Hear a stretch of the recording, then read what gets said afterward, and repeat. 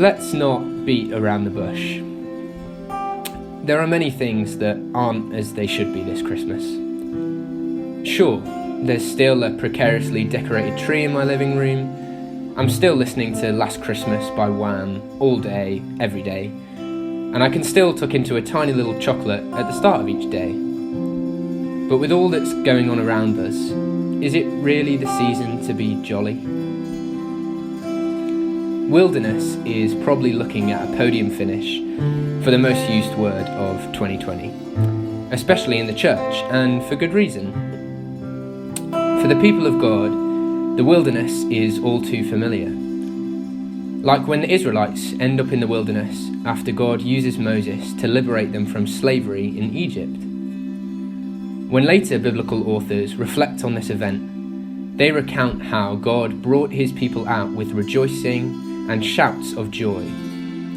Joy in the wilderness? Surely not. Later in the story, Israel end up in exile, living under oppressive foreign empires.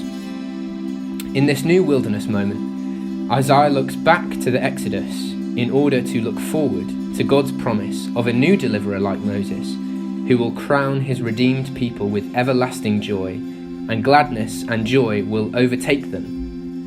So when we hear Jesus' birth being announced as good news that will bring great joy, our ears really should be pricking up. Whistle stop tour over. So what's the takeaway?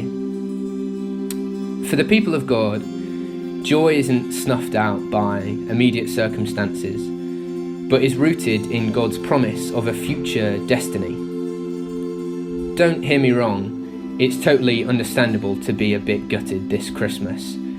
This is not about turning any frowns upside down, but by placing our trust in the life and the love of Jesus, we can be people who are sorrowful, yet always rejoicing.